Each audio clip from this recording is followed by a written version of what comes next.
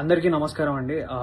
నా పేరు అఖిల్ దుద్దిమారి. నిన్న మధ్యాహ్నం నుంచి ఒక వీడియో సర్క్యులేట్ అవుతుంది కొండాపూర్ జోన్లో.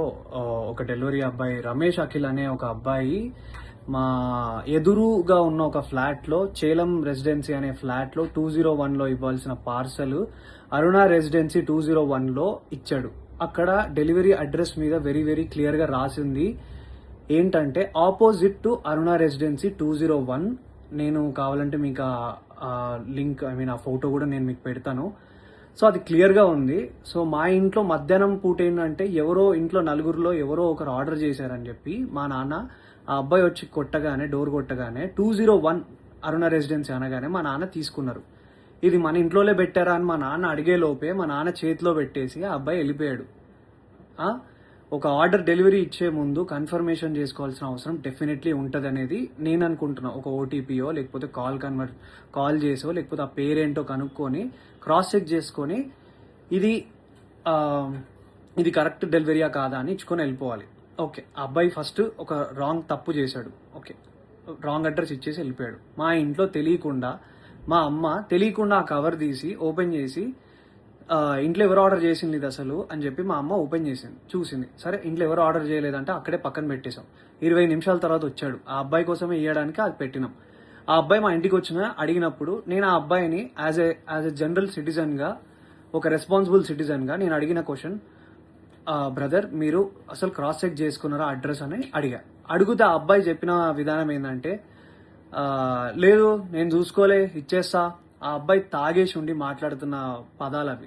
అవును, లేదు చూసుకోలేదు ఇచ్చేసిన, నేను ఏంది ఇప్పుడు, ఏమైతుంది ఇప్పుడు, అది ఇది అని మాట్లాడాను.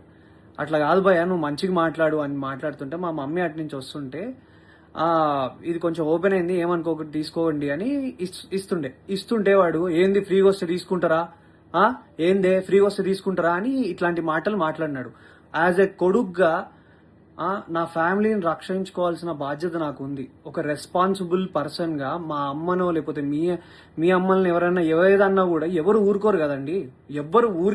ఎవరి మీదకి నాకేమైనా పిచ్చా, ఆ అబ్బాయితోని నేను గొడవ పడితే నాకేమన్నా వస్తుందా, పోనీ నా కెరియర్కి ఏమైనా హెల్ప్ అవుతుందా, లేకపోతే ఆ అబ్బాయిని నేను హ్యూమిలియేట్ చేసి మాట్లాడితే నాకేం వస్తుంది. నేను ఒకప్పుడు డెలివరీ జాబ్లలో పని చేసుకుంటా ఎదిగి ఈ రోజు హీరోగా అయినా ఉన్నాయి. నాకు ఎవ్వరి మీద కావాలని నెగిటివిటీ చేసి ఆ అబ్బాయిని హ్యూమిలియేట్ చేయాల్సిన అవసరం నాకు లేదు. నా సినిమాలో నేను సెల్ఫ్ రెస్పెక్ట్ గురించే చూపించిన. అట్లాంటిది ఒక అబ్బాయి సెల్ఫ్ రెస్పెక్ట్ చేయాలని నేను ఎందుకు అనుకుంటా. ఆ అబ్బాయి మాట్లాడిన విధానం తప్పు. ఆ అబ్బాయి తాగేసి వచ్చి ఆ ఆర్డర్ ఎక్కడో ఇవ్వాల్సింది ఇక్కడ ఇచ్చిండు.